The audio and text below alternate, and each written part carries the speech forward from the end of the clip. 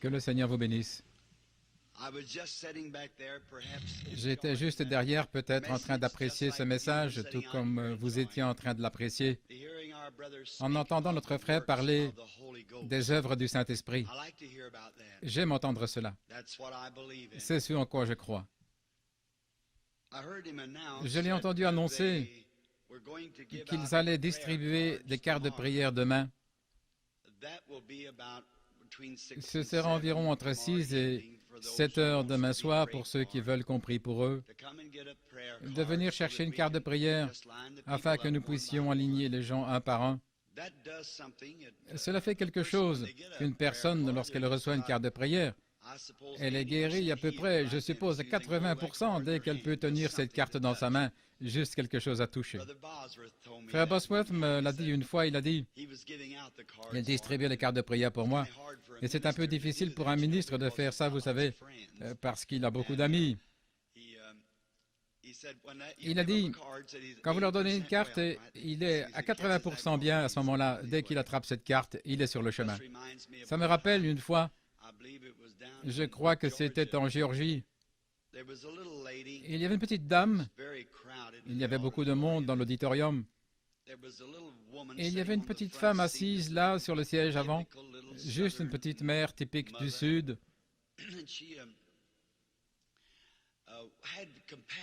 Elle avait de la compassion pour une femme qui se promenait avec un petit bébé dans les bras. Et il n'y avait aucune place debout, même pas à peine. Alors elle a pensé que c'était la raison pour laquelle elle se sentait si désolée pour la petite femme. Et elle a dit, le Saint-Esprit lui a dit, va, prie pour ce bébé. Elle a répondu, oh, je ne vais pas prier pour ce bébé. Cette mère tient une carte de prière qu'elle vient de recevoir. Frère Branham priera pour ce bébé ce soir, si elle est appelée dans la ligne de prière. Elle a dit, je n'irai jamais prier pour ce bébé. Le Saint-Esprit lui a dit, va prier pour ce bébé. Et ça restait si fort sur son cœur qu'elle ne pouvait pas se défaire de cette conviction. Au bout d'un moment, elle s'est dit, je vais donner ma place à cette femme pour qu'elle puisse s'asseoir avec le bébé et cela me donnera l'occasion de ne plus y penser. Vous savez, c'est toujours mieux d'obéir à ce que le Saint-Esprit dit de faire. Ne pas répondre, juste obéir. Vous ne comprendrez peut-être pas pourquoi, mais faites-le quand même. Si c'est le Saint-Esprit, Dieu a toujours raison. Alors, quand la petite femme est repassée, elle s'est levée et elle a dit, « Ma sœur, pardonnez-moi. Je vois que vous avez un bébé malade. » Elle a dit, « Oui, c'est très mauvais. J'ai oublié ce qui n'allait pas avec le bébé. » Elle a dit, « Il est très malade. » Et elle a dit, « Nous l'avons apporté. Peut-être que Frère Branham pourrait prier pour lui. » Il a dit, « Je vois que vous tenez une carte de prière. » Oui, j'espère qu'elle sera appelée dans la ligne de prière ce soir. Et elle a dit, « Chérie, pourrais-tu, puisque tu es chrétienne, pourriez-vous me donner l'opportunité de soulager mon âme d'un fardeau que le Saint-Esprit met sur moi ?» Elle a répondu, « Allez-y, qu'est-ce que c'est ?» « Le Saint-Esprit veut que je prie pour ce bébé. » Elle a dit, « Ça vous dérangerait si je priais pour lui, pour ne plus y penser ? Je vous regarde depuis une demi-heure.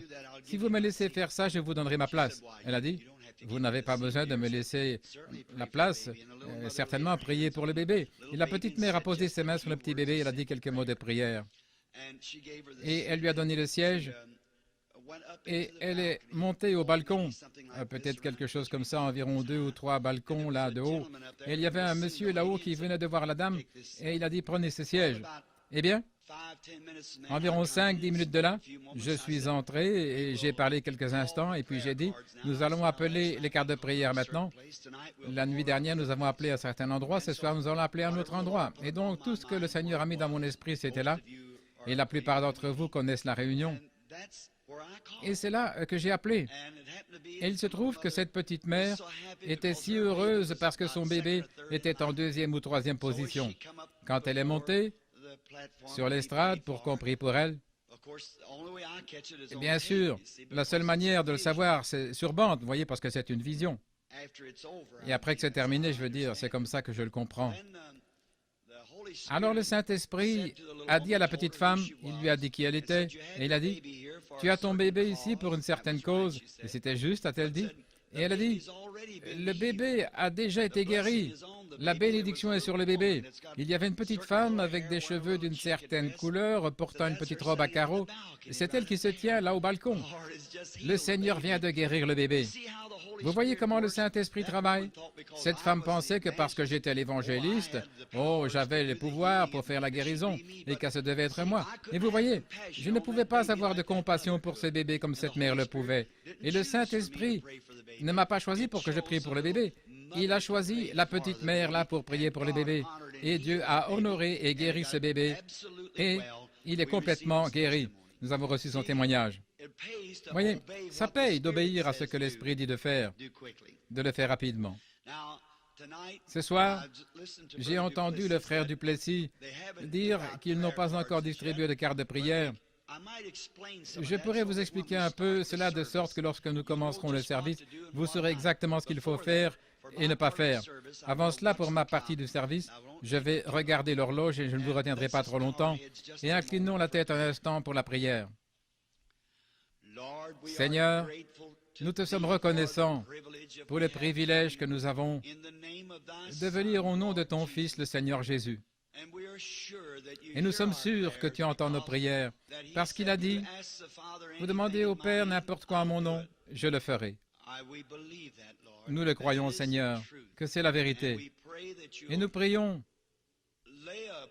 pour que tu mettes en place une plateforme, comme pour parler ce soir, pour un grand service de guérison à venir, pour que beaucoup de tes enfants malades, qui meurent de problèmes cardiaques, de cancer et de tuberculose, que les médecins ont abandonné au-delà de l'aide médicale. Et la seule façon qu'ils puissent vivre est par ta miséricorde, qu'elle leur soit accordée, Seigneur. Aide-nous, alors que nous lisons la parole, que le Saint-Esprit la plante profondément dans nos cœurs, car nous le demandons au nom de Jésus. Amen.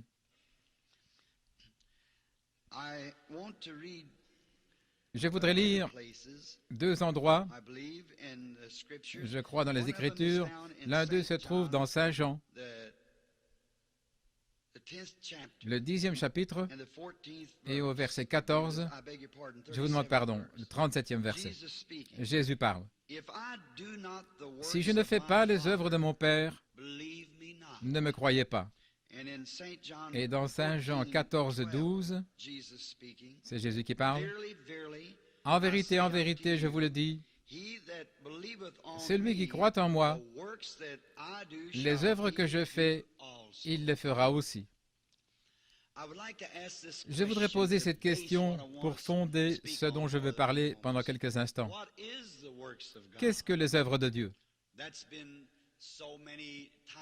Tant de fois, cette question a reçu une réponse, ou plutôt a été posée. Quelle est l'œuvre de Dieu?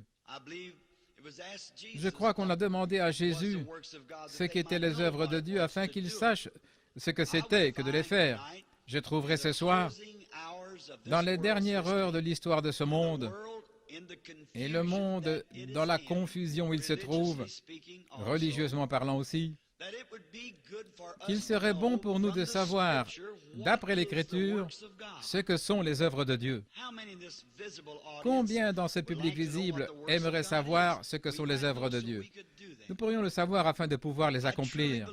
Je crois sincèrement que l'œuvre de Dieu a de nombreuses facettes. Je crois que l'Église est une œuvre de Dieu. Je crois que le missionnaire est une œuvre de Dieu. L'évangélisation est une œuvre de Dieu. Et par-dessus tout, le salut des âmes est une œuvre de Dieu. La guérison divine est une œuvre de Dieu. Et les dons de l'Esprit sont une œuvre de Dieu. On pourrait en parler sur de nombreux points différents. Et maintenant, nous aimerions savoir ce que le prophète a dit dans les Écritures. Il viendra un jour où l'on ne considérera plus ni jour ni nuit. Mais au temps du soir, il y aura de la lumière. Et je crois qu'il y avait un cantique qu'un poète a inventé un jour, la lumière du soir. La civilisation a voyagé géographiquement. Elle a commencé à l'est et elle est venue à l'ouest jusqu'à ce que nous soyons maintenant sur la côte ouest. Un soir, la semaine prochaine, le Seigneur voulant, j'aimerais parler quand l'est et l'ouest se rencontrent. Si nous allons plus loin, nous allons à nouveau à l'est, car nous traversons le continent, le globe. Nous constatons alors que le Fils ou le soleil de la lumière se lève à l'est, le Fils de Dieu. Et le Fils a traversé cet âge appelé l'âge chrétien. Et maintenant, nous croyons que le Fils est en train de se coucher. Le soleil se couche. Et je sais que si vous écoutez votre bulletin d'information et les journaux, vous voyez où la civilisation nous a amenés à cet âge atomique et ainsi de suite, jusqu'à ce que nous voyons le soleil de la civilisation se coucher. Le Fils, la lumière de l'Église se couche. Maintenant, je crois que lorsque le soleil commence à briller à l'horizon oriental, c'est le même soleil qui se couche à l'horizon occidental, à l'ouest. Nous avons eu 2000 ans, là, au jour de l'Église, et pendant ces 2000 ans, c'était un jour où le prophète a dit qu'il n'était ni jour ni nuit, c'était un jour lugubre. Nous avons eu assez de lumière pour faire de grandes choses pour le Seigneur, croire en lui, l'accepter comme notre sauveur personnel, et avoir de grandes églises et de grandes écoles, et former de grands ministres pour le royaume de Dieu, faire beaucoup de travail de charité et ainsi de suite. Mais pourtant, nous n'avons pas vu la lumière comme elle était au commencement, jusqu'à tout récemment, ces 30 ou 40 dernières années. La lumière est sortie, et le même Saint-Esprit, de la même manière qu'il a fait bouger la première Église en Orient, sur le peuple oriental, est venu au même moment, au temps du coucher du soleil, sur le peuple occidental, apportant le même évangile, c'est-à-dire le plein évangile, et la plénitude de la puissance de la résurrection de Jésus-Christ. Et nous vivons là au temps du coucher du soleil, du Fils. Et la lumière de l'Évangile, comme elle a été critiquée et ridiculisée au début de son rayonnement sur les peuples de l'Est,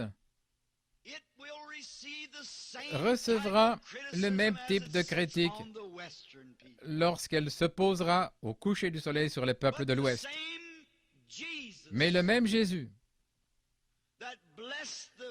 qui a béni les peuples de l'Orient par son apparition personnelle, les bénit sous la forme du Saint-Esprit sur les peuples de l'Ouest.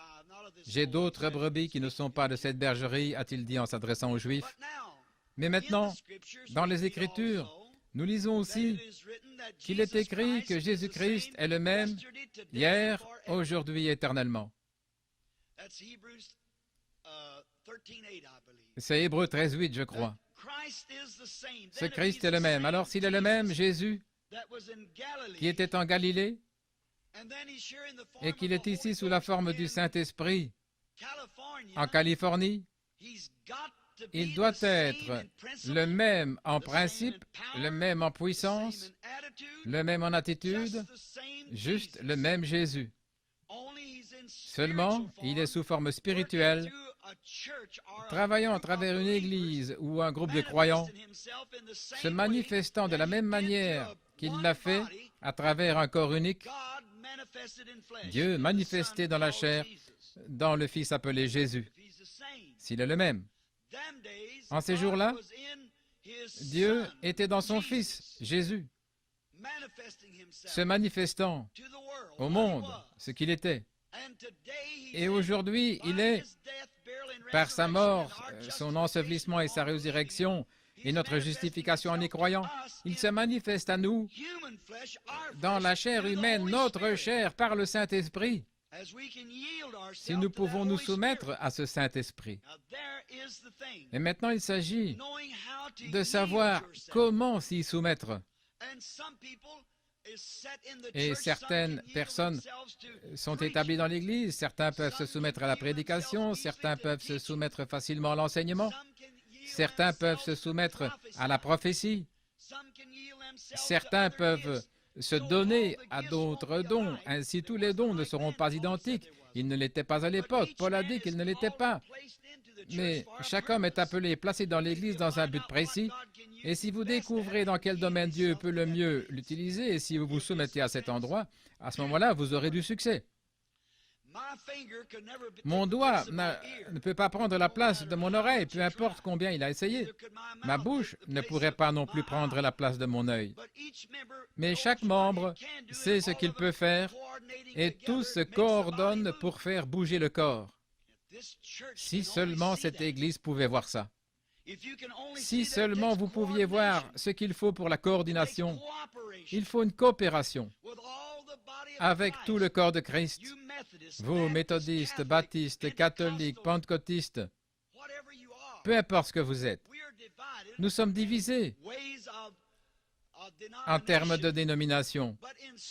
Mais dans l'esprit et dans le cœur et dans les principes, nous ne devrions jamais être divisés. Nous devrions toujours être un. L'homme pourrait être différent de moi, ils le sont presque tous, mais ça ne m'arrête pas. L'amour pour le frère. Il travaille du mieux qu'il peut, et peut-être que Dieu veut qu'il le fasse ainsi. S'il veut qu'il travaille de cette façon, très bien.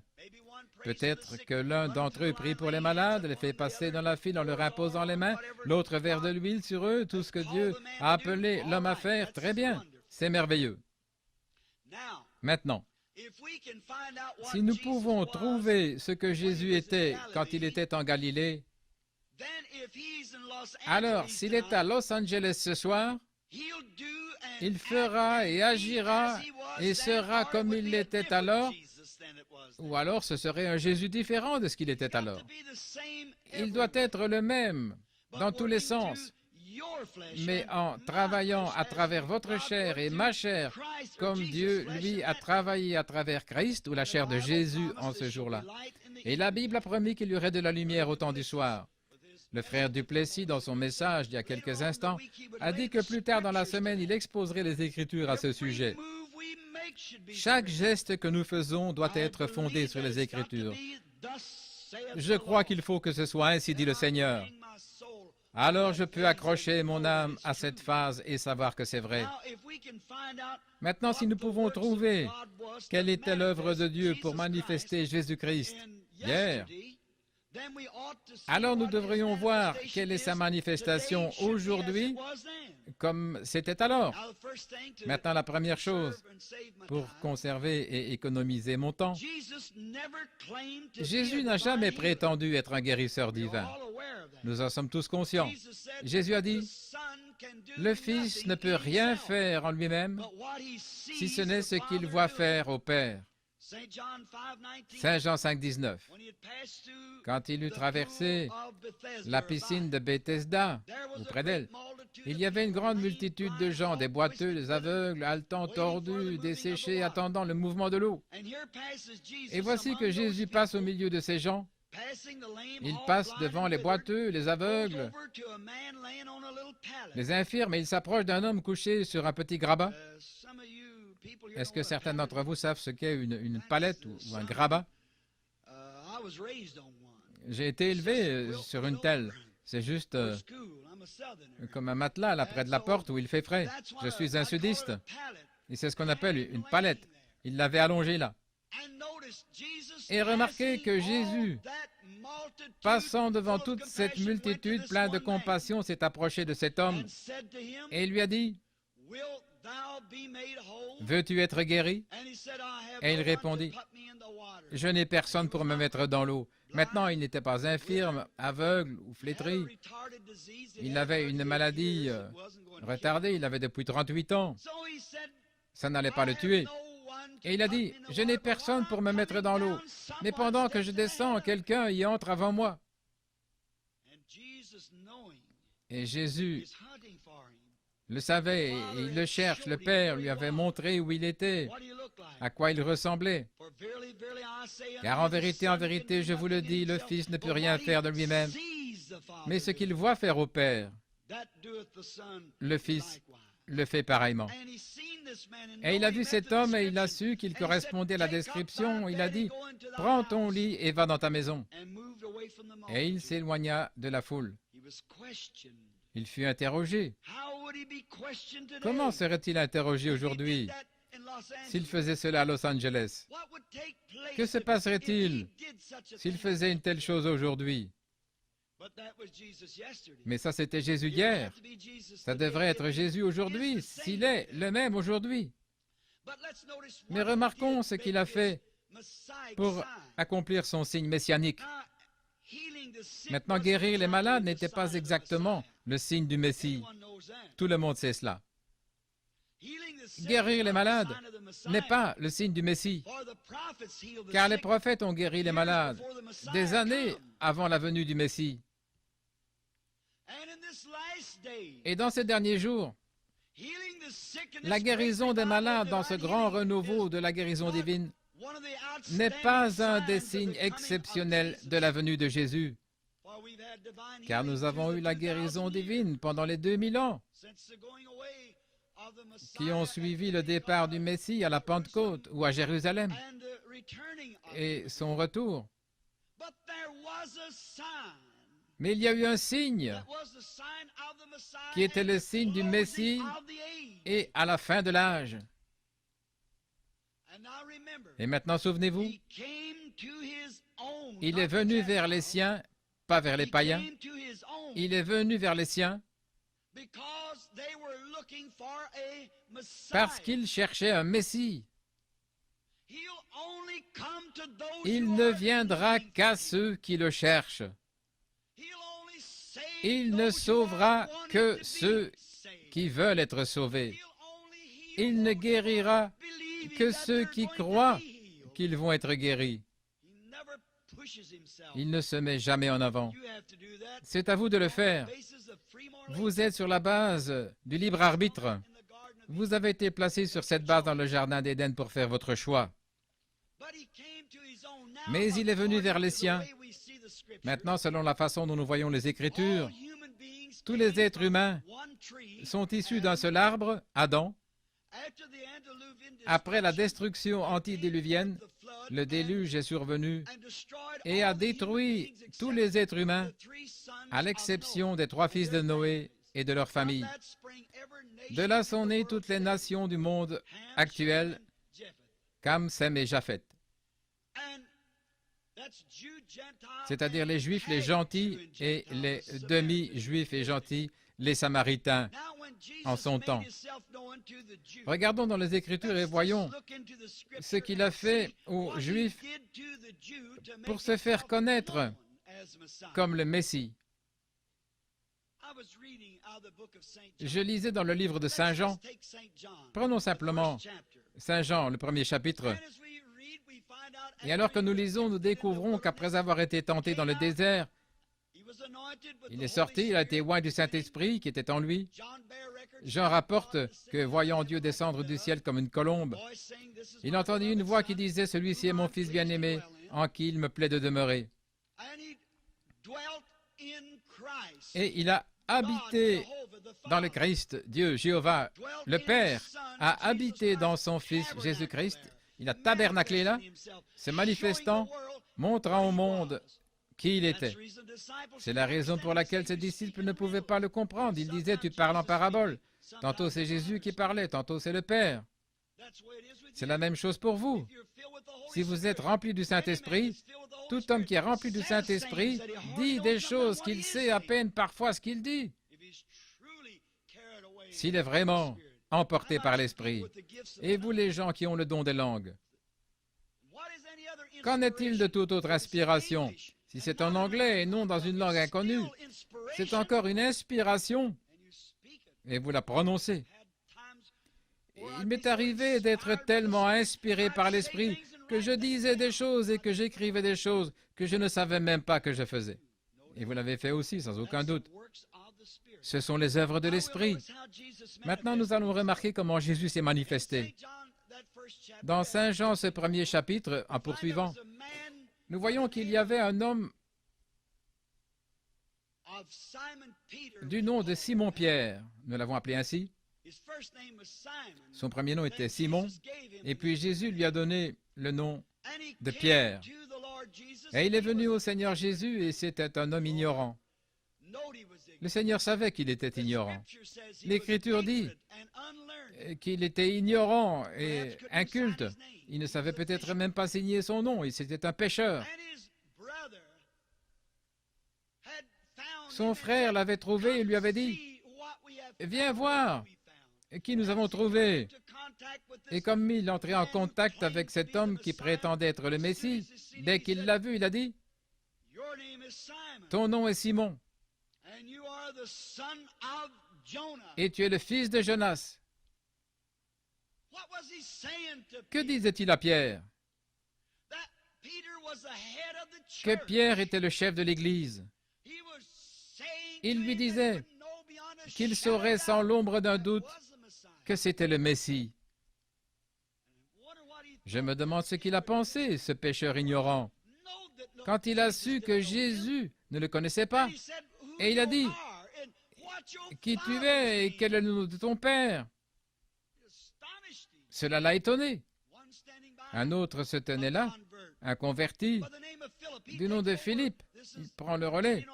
Cela se poursuit dans le premier chapitre. Il fait le tour de la montagne pour retrouver son ami Nathanaël, un chrétien très convaincu ou un croyant orthodoxe. Ils ont dû le trouver sous un arbre, là, en train de prier. Et il lui a dit, « Viens, vois qui nous avons trouvé, Jésus de Nazareth, le fils de Joseph. » Bien sûr, cet homme, étant un homme bon, non ballotté par tous les vents de doctrine, je l'admire. Il a dit, « Pourrait-il y avoir quelque chose de bon qui vient de Nazareth? » Et je pense que Philippe lui a donné la meilleure réponse que quiconque pourrait lui donner. « Viens et vois. Ne restez pas à la maison pour critiquer. Venez, regardez et voyez si c'est bien. Cherchez dans les Écritures. » Car ils croyaient qu'un prophète de Dieu allait se lever. Croyez-vous cela? Moïse a dit, « Le Seigneur votre Dieu suscitera un prophète semblable à moi. » Et ils savaient que lorsque ce Messie viendrait, il serait un voyant, un prophète. Et donc, sans aucun doute, ce que Philippe aurait pu lui dire alors qu'ils allaient trouver Jésus. Tu sais, ce vieux pécheur ignorant qui s'appelle Simon, dès qu'il est entré dans sa présence, il a su qui il était. Et il dit, « Comment cet homme a-t-il pu me connaître? » Et cela prouve qu'il est le Dieu prophète.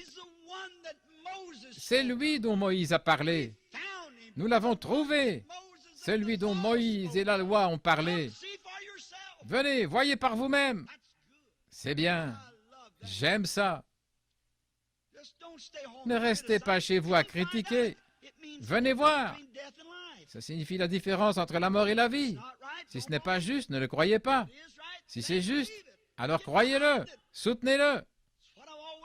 C'est ce que j'ai toujours essayé de dire aux gens. Si le Christ est le Christ, si cette bénédiction du Saint-Esprit est de Dieu, soutenons-la avec tout ce que nous pouvons et suivons sa direction. Si elle ne l'est pas, laissons-la tranquille. Elle fera ses preuves selon la parole, car toute plante que Dieu n'a pas plantée sera déracinée. C'est ce que dit l'Écriture. Maintenant, nous trouvons une condition critique que Philippe avait rencontrée ou que Nathanaël avait rencontrée après que son ami lui avait dit. Pourquoi je suppose, il lui a dit comme ceci, Philippe, j'ai toujours su que tu étais un homme bon et réfléchi. Et tu viens me dire que le Messie va sortir de Nazareth? Mais non, le Messie ne vient pas de Nazareth. Il vient de Bethléem. Et puis, vous venez me dire toutes ces choses. Il a dit, ne commence pas à critiquer. Vous ne comprenez peut-être pas tout, mais viens simplement et examine la situation. Je ne serai pas surpris qu'ils ne sachent pas qui tu es quand tu viendras. Et ils sont montés devant l'endroit où Jésus priait. Ils sont peut-être entrés dans la ligne de prière avec lui. Je ne sais pas. Mais lorsqu'il est entré dans la présence de Jésus pour le voir pour la première fois, Jésus a dit, « Voici un Israélite en qui il n'y a pas de fraude. » Pourquoi vous avez dit, bien sûr, il est habillé comme eux, tous les Orients s'habillent de la même façon. Il aurait pu être grec, il aurait pu être égyptien, il aurait pu être n'importe lequel de ces peuples orientaux. Ils portaient tous des robes, des turbans de la même façon, avec la barbe. Mais Jésus savait qu'il était un croyant, un Israélite. Il aurait pu être un hypocrite, il aurait pu être un incroyant. Mais Jésus a dit, un Israélite en qui il n'y a pas de fraude. Pas de doute, mais que Philippe, dans la réunion d'instruction, à environ 15 miles autour de la montagne, l'avait instruit dans les Écritures. Il était prêt. C'est pourquoi frère Duplessis est ici, pour essayer d'instruire. Je l'ai entendu dire qu'il était dans les réunions, là, depuis 10 ans. Un homme d'honneur, un homme d'apprendre sa parole. Il ne donnera pas sa propre parole, ce sera la parole de Dieu. Mais pour instruire les gens et écouter ce qu'il a à dire. Le frère Duplessis et moi, nous n'avons jamais travaillé ensemble de cette manière. Mais je l'ai entendu dire, je ne savais même pas depuis combien de temps il était présent en réunion. Je ne sais jamais, les gens vont et viennent. Mais j'ai appris à l'aimer et à savoir qu'il était un homme bon, avec une grande réputation dans le monde, parmi toutes les églises. Et Philippe, probablement, a eu là une réunion d'instruction, et quand il s'est trouvé en présence de Jésus avec Nathanaël, il a dit, « Voici un Israélite en qui il n'y a pas de fraude. » Et cela l'a étonné. Il a dit, « C'est peut-être le Dieu prophète dont Moïse a parlé, car il sera un prophète, mais il sera le Dieu prophète. » Alors il a dit, « D'où me connais-tu, Rabbi? » Autrement, tu ne m'as jamais vu, comment peux-tu savoir quoi que ce soit sur moi? Et Jésus se retourne et dit, « Avant que Philippe ne t'appelle quand tu étais sous l'arbre, je t'ai vu. » Cela a réglé la question. Il a dit, « Rabbi, tu es le roi d'Israël, tu es le Fils de Dieu. » C'était Jésus hier, et le signe du Messie hier. Ça doit être le signe du Messie aujourd'hui. Il y avait certains de ceux qui se tenaient là, bien sûr, qui ne croyaient pas, de très bons hommes érudits, des rabbins, des docteurs de la loi, de grands hommes, des hommes saints. Ils ne pouvaient pas mettre le doigt sur leur vie. S'ils devaient l'être, ils seraient lapidés. Ils sont issus d'une lignée de ministres depuis des centaines d'années. Ils connaissent toute la loi. C'est une chose de connaître la Bible et autre chose de connaître l'auteur de la Bible. Si vous ne connaissez pas la Bible, vous avez la vie éternelle. Mais le connaître lui, c'est la vie éternelle. Le connaître lui. Vous pourriez ne pas connaître un seul mot de la Bible, mais si vous le connaissez lui, dans la puissance de sa résurrection, c'est ça la vie éternelle. Maintenant, nous remarquons combien cela a été particulier. Et dès qu'il a reconnu cela, cet Hébreu endurci est tombé devant lui et a reconnu que c'était le signe du Messie. C'est ainsi que les vrais Juifs croyants ont toujours fait. Mais il y avait ces Juifs qui pensaient être des croyants, qui proclamaient être des croyants. Et bien sûr, ils se tenaient en retrait et ils disaient, maintenant rappelez-vous, l'Écriture dit qu'ils l'avaient dans leur esprit, ils ne l'ont jamais fait sortir de leurs lèvres. Vous n'avez pas besoin de parler avec vos lèvres. Dieu sait à quoi vous pensez. Hébreux chapitre 4 dit que l'Esprit de Dieu même discerne les pensées de l'Esprit. Il discerne les pensées de l'Esprit. Ils étaient dans la présence de Dieu. Et ces érudits hébreux ne reconnaissaient pas cela. Et ils disaient dans leur cœur, cet homme est un diseur de bonne aventure, un Belzébuth, qui est du diable. La divination est du diable. Toutes les œuvres des ténèbres sont du diable. Les devins et ces lecteurs de pensée, la télépathie et tout cela est du diable. Ils ne prêchent pas l'Évangile pour sauver les âmes. Les fruits de l'Esprit prouvent ce qu'il en est. Jésus a dit, c'est à leurs fruits que vous les reconnaîtrez. Jeannès et Jambres ne se tenaient-ils pas juste à côté de Moïse? Et Moïse a exécuté les ordres exactement comme Dieu lui avait dit de faire. Il a jeté le bâton et il est devenu un serpent. Et Jeannès et Jambres se tenaient là, ont jeté leur bâton et c'est devenu des serpents. La Bible n'a-t-elle pas dit que ces mêmes esprits entreraient en scène dans les derniers jours? Pas étonnant que nos journaux parlent de toute cette télépathie, ces dimensions et tout le reste. C'est le diable qui se lève. Mais Dieu protégera son Église. Quand l'ennemi viendra comme un fleuve, j'élèverai un étendard contre lui. C'est exact. Mes brebis connaissent ma voix. Regardez les fruits qu'elles portent. Beaucoup d'entre elles des infidèles, des incrédules.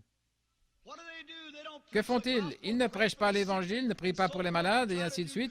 Ils n'essaient pas de faire le bien. Ils ne parlent que d'une personne morte ou autre, de pouvoir. Et le journal l'a répandu dans le pays. Jésus-Christ entre en scène avec sa puissance, et ils s'en moquent. Comment pourrons-nous échapper à la colère qui s'abat sur la terre? Si Dieu laisse les États-Unis s'en tirer avec cette iniquité, il sera obligé de ressusciter Sodome et Gomorrhe et de s'excuser de les avoir brûlés. C'est exact. Il est juste et honnête, vrai. Il doit être juste. Cela devient sa sainteté. Il doit lui donner un jugement. Et elle va le recevoir. Souvenez-vous de ça. Mais quand Moïse a exécuté ses ordres et qu'il y avait là un imitateur qui faisait la même chose que Moïse, Moïse ne savait pas quoi faire alors. C'est alors que la grâce souveraine de Dieu entre en jeu. C'est toujours comme ça. C'est ce qui s'est passé à Portland à cette époque, comme vous l'avez lu dans le livre. Ce maniaque était venu sur la plateforme pour me tuer parce que je prêchais cette parole. Et en Afrique, là, devant les sorciers, et en Inde, devant les saints hommes, ils les appellent tous ces faux démons. Je n'ai jamais vu un moment où l'Esprit de Dieu se tenait là et défiant cette chose et montrait cela. Littéralement, des dizaines de milliers de personnes sont tombées là devant la croix pour le croire. Bien sûr, c'est Jésus le même hier, aujourd'hui et pour toujours. Quand nous arrivons au bout du chemin, c'est le moment pour Dieu d'agir. La Bible a dit qu'ils se lèveraient, mais que leur folie se manifesterait, comme la leur. Ainsi nous voyons, c'est la façon dont Dieu se manifeste. Il s'est manifesté à travers Jésus, faisant de lui le Messie. Maintenant, pour une dernière citation, peut-être. Les Juifs orthodoxes disaient, « Cet homme est du diable. Il a l'esprit de Belzébuth sur lui. » Belzébuth était un démon. Et ils pensaient qu'il leur disait la bonne aventure ou lisait dans leurs pensées. Et maintenant, voici une chose sur laquelle je veux insister auprès de vous. Jésus s'est retourné et il a perçu leurs pensées. Pas ce qu'ils ont dit, mais ce qu'ils ont pensé. Regardez ça. Percevoir leurs pensées. Et il a dit, si vous dites une parole contre le Fils de l'homme, elle vous sera pardonnée. Mais quiconque dira une parole contre le Saint-Esprit, elle ne lui sera jamais pardonnée. Que prophétisait-il? Qu'il viendrait un jour après sa glorification et que le Saint-Esprit viendrait dans l'Église de nos jours, que le Saint-Esprit serait ici et ferait la même chose. alors une parole contre lui ne sera jamais pardonnée. C'est le péché impardonnable. Ma vieille maman du Sud me disait, c'était une femme qui prenait, là, un cas d'avortement pour un enfant, vous savez. Et puis j'ai eu d'autres pour dire que c'était un homme qui se suicidait. Ce n'est pas le cas. Ce n'est pas ça. Ce n'est pas ça le péché impardonnable. Parce que la Bible dit qu'ils appelaient l'Esprit de Dieu une chose impure. Ils ont appelé cet Esprit de Dieu qui était sur le Messie, dont ils auraient dû savoir qu'il était un prophète de Dieu qui avait été promis. Et ils ont dit qu'il était un démon. Le péché impardonnable. Il y avait une autre catégorie de personnes à qui il devait manifester cette chose. Vous pouvez continuer à parcourir les Écritures et trouver cela. Mais je veux attirer votre attention sur une autre pensée. Saint Jean 4. Jésus avait besoin de passer par la Samarie. Je me demande pourquoi. Ce n'était pas exactement dans sa ligne de route. Il était sur la route vers Jéricho. Il devait passer par la Samarie. Il avait donc besoin d'y aller. Pourquoi? Les Écritures le disent. Le Père le conduisait. Regardez la résurrection de Lazare. Quand Lazare, ils avaient envoyé Jésus pour qu'il prie, qu'il vienne prier pour Lazare. Et il a continué à aller. Et puis après tant de jours, là où le Père lui avait montré, il dit, notre ami Lazare dort. Il se porte bien. Puis il dit dans leur langue, il est mort. Et c'est à cause de vous, je suis heureux de ne pas avoir été là. Parce qu'il l'avait persuadé de prier ou de guérir Lazare. Mais le Père lui avait dit ce qu'il devait faire. Il ne pouvait pas briser les paroles de Dieu. Ça devait être ainsi. Il a dit, mais je vais le réveiller. Regardez cette tombe, Père, je pense que tu m'as déjà entendu. Mais je le dis, pour ceux qui sont ici aux alentours, Dieu lui avait montré une vision pour quitter cette ville. Il lui avait montré la mort de Lazare. Car, disait-il, je ne fais rien sans que le Père me le montre. Et puis voici qu'il revient, et il savait que la résurrection allait être certaine, parce que Jésus lui avait montré, et il lui a parlé, et cet homme mort a vécu. Ces gens de Samarie, ils étaient à moitié juifs et païens. Ils avaient assez de sang juif et assez de religion jusqu'à ce qu'ils cherchent le Messie. Un jour, Jésus est venu et s'est installé, quelque chose comme cette petite panoramique ici, le puits, et tous les disciples sont entrés pour prendre de la nourriture. Pendant qu'ils étaient là, à l'extérieur, une charmante jeune femme est venue au puits pour chercher de l'eau. Et elle ne l'avait pas remarqué peut-être, et il a dit, « Femme, apporte-moi à boire. » Elle a regardé, et elle voit là un homme d'âge moyen. Il n'avait que 30 ans, mais on le jugeait âgé de 50 ans. Et elle dit, « Tu dis que tu n'es pas un homme de plus de 50 ans, et tu as vu Abraham, et maintenant nous savons que tu as un diable. » Jésus a dit avant qu'Abraham fût « Je suis ». Mais elle dit, « Il n'est pas dans nos habitudes, à vous les Juifs, de demander cela à une femme de Samarie. Nous n'avons pas de relation, il y a une ségrégation. » Elle dit, « Nous n'avons pas de relation entre nous. » Et il a dit, « Si tu savais à qui tu parles. » Regardez, il contactait l'esprit de la femme. « Si tu savais à qui tu parles, c'est toi qui me demanderais à boire. » Vous voyez, la conversation a duré un bon moment. Que faisait-il? C'est Jésus hier. Il contacte son esprit pour découvrir quel est son problème. Et la conversation se poursuit sur le culte à Jérusalem ou dans la montagne. Et en quelques instants, Jésus a dit, il a trouvé où était son problème. Il a dit, va chercher ton mari et viens ici. Elle a dit, je n'ai pas de mari. Il lui dit, tu as bien dit, car tu en as 5. Et celui avec lequel tu vis maintenant n'est pas le tien. Regardez maintenant ce qu'elle dit. Elle n'a pas dit, tu es un diable à Belzébuth. Rapidement, elle s'est levée. Je peux voir ses grands yeux sombres étinceler. Elle a mis le voile autour de sa tête, elle a regardé, et elle a dit, « Monsieur, je perçois que tu es un prophète. » Oh là là! Elle en savait plus sur Dieu que bien des ministres aujourd'hui. C'est vrai. Je déteste dire ça, mais c'est vrai. Elle en savait plus sur Dieu. Elle a dit, « Monsieur, je perçois que tu es un prophète. » Combien seront d'accord avec elle? Nous tous. C'est un prophète, Dieu, dont Moïse a parlé qui allait venir. Elle le savait.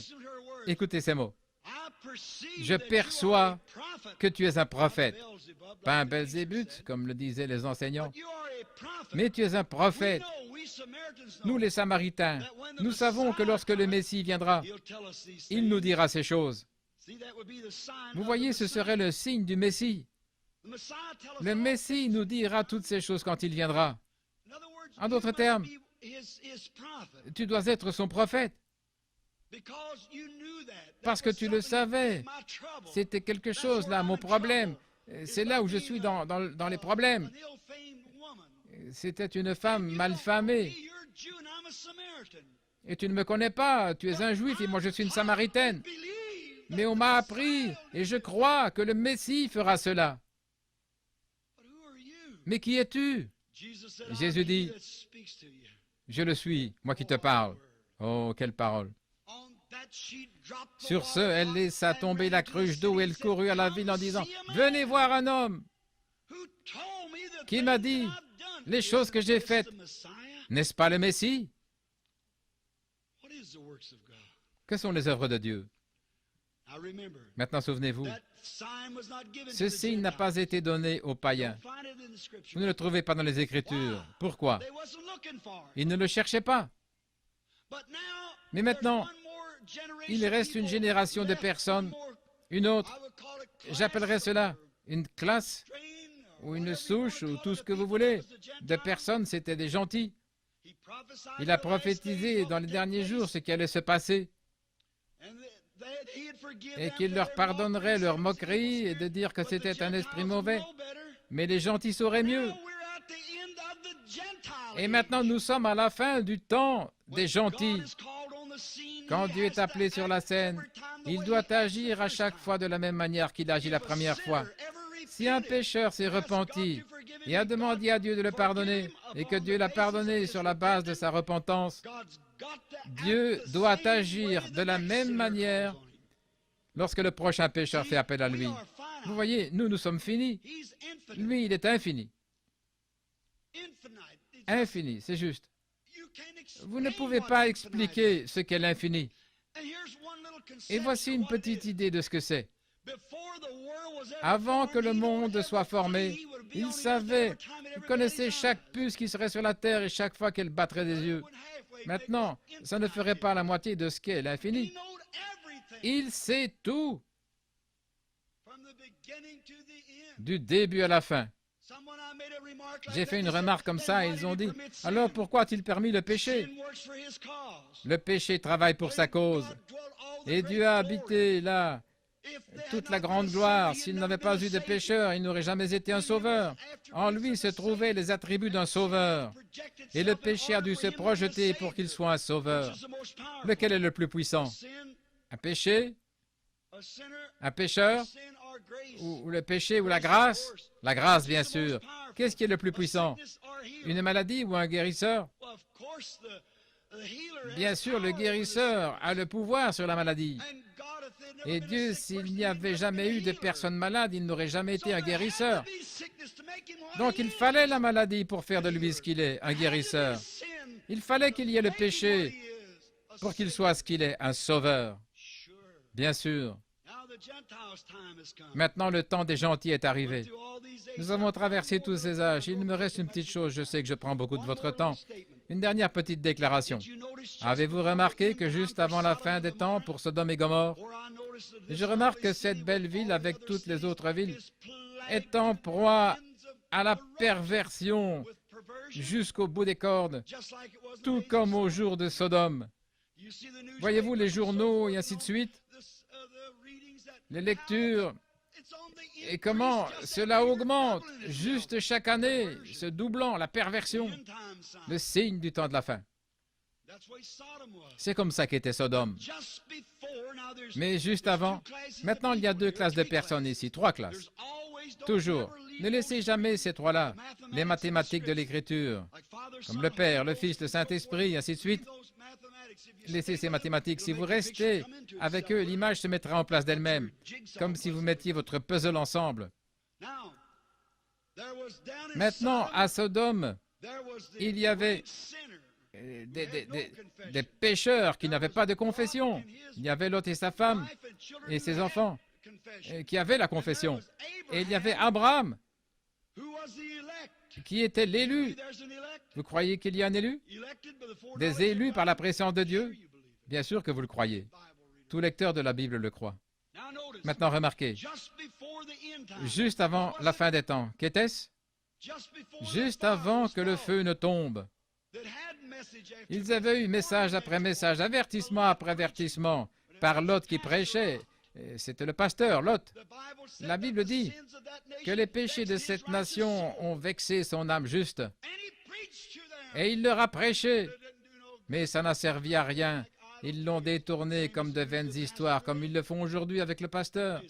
Ils disaient des bêtises. Mais 3 hommes sont descendus du ciel. Remarquez, l'un d'eux s'arrêta et parla à Abraham. 2 d'entre eux, un Billy Graham moderne, et ainsi de suite, descendirent à Sodome et prêchèrent pour le réveil, appelant ceux qui étaient éligibles pour être appelés. Mais remarquez, l'un d'eux est resté avec Abraham. Maintenant, regardez l'image ici. Ils étaient partis et il a dit, est-ce que je garderai quelque chose secret à Abraham, vu qu'il est l'héritier du monde? Et il gardait son dos à la tente. Et Sarah resta dans la tente. Elle était peut-être en train de réparer ou de tricoter ou de faire quelque chose dans la tente. Et cet homme, dans une chair humaine, et cependant c'était Dieu. Abraham a dit que c'était Dieu. Il l'a appelé Elohim, le grand Jéhovah. Mais il était dans une chair humaine qui mangeait la viande d'un veau et buvait le lait de la vache et il mangeait du beurre et du pain de maïs. C'était un homme. Et pourtant il était Dieu. Mais Dieu montrait là quelque chose aux élus, à l'Église aujourd'hui, et leur donnait leur dernier signe juste avant la chute du feu. Il avait le dos tourné. Et il a dit à Abraham, comme ceci, ça fait maintenant 25 ans que tu attends ce bébé. Tu as 100 ans. Sarah en a 90. Mais je vais te visiter le mois prochain, selon le temps de la vie. Et Sarah, à l'intérieur de la tente, et la Bible dit que l'ange avait le dos tourné à la tente. Qu'est-ce qu'un ange? Un messager. Il avait le dos tourné, et la Bible dit qu'il avait le dos tourné à la tente. Et Sarah était dans la tente, et quand il a dit cela à Abraham, Sarah a ri en elle-même. Et il a dit, pourquoi Sarah a-t-elle ri? Quelque sorte de télépathie était-ce? Pourquoi Sarah a-t-elle ri? Elle a dit, je n'ai pas ri. Il a dit, oh si, tu as ri. Oh, elle était effrayée. Elle se demandait, c'était plus qu'un homme qui pouvait savoir, dos à la tente et son dos derrière les rideaux et rire. Comment l'a-t-elle su? Il devait être plus qu'un homme. C'était Dieu qui se manifestait dans la chair humaine. En quelques instants, ils ont offert un sacrifice et il a disparu devant eux. C'était Dieu. Qu'était-ce? Le dernier signe que l'Église élue a eu avant la destruction. Maintenant, gardez ça à l'esprit. Les Samaritains, dès que leur signe leur a été donné, ils sont sortis, ils l'ont entendu et ils ont cru. Des années ont passé. L'Église païenne a vu le jour. Elle a eu 2000 ans d'Église et de réveil, et ainsi de suite. Et ça a été merveilleux. Il y a 40 ans, quand Mme Macpherson et beaucoup de grands saints qui vivaient à cette époque, quand le Saint-Esprit a été déversé sur l'Église et que de grands dons ont commencé à être restaurés comme les langues inconnues et l'interprétation, de grands services de guérison et des anges qui chantent dans les temples et ainsi de suite, c'était formidable. Mais nous sommes à la fin des temps maintenant. Nous sommes environ 50 ans plus tard. Maintenant, est-il le même? Hier, aujourd'hui et pour toujours? Connaît-il Le secret du cœur, va-t-il toujours garder sa parole? Et si Dieu s'est fait connaître à travers Jésus comme le Messie par ce signe, il serait injuste et leur a donné quelque chose qu'il ne nous a pas donné. S'il ne se manifeste pas de la même manière à cette Église aujourd'hui, s'il l'a fait aux Juifs et aux Samaritains, il est obligé, par sa sainteté et par sa justice, de se manifester à la fin de cet âge, car nous vivons à la fin du jour de cette dispensation chrétienne. Prions. Seigneur, grand Dieu des cieux et de la terre, qui a fait toutes choses par Jésus-Christ, ton Fils, pardonne-nous, Seigneur, nos péchés et nos manquements. Et quand nous parlons de péché, Seigneur, tu sais qu'il n'y a qu'un seul péché, et c'est le péché d'incrédulité. Car celui qui ne croit pas est déjà condamné. Peu importe combien il est juste ou combien il a fait, et ce que nous avons fait, cela ne fait aucune différence. Nous devons croire. Et je prie, Dieu, que tu instilles dans nos cœurs la puissance de Jésus ressuscité. Que nous ne soyons pas ce genre de personnes qui regardent un cadeau. Ne soyons pas le type de personnes, comme cela nous a été exprimé par le frère Duplessis ce soir, pensant que la personne qui apporte le message n'a rien à voir avec cela, pas plus que l'obéissance à Dieu et à sa volonté. Il faut bien que quelqu'un le fasse. Aucun de nous n'est digne. Et nous confessons que nous ne sommes pas dignes, mais c'est ta grâce qu'il a promis. Et tes paroles sont véritables.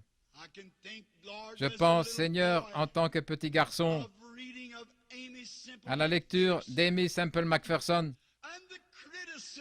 et les critiques que nous trouvions parfois dans les journaux qui disaient qu'elle prétendait guérir les gens.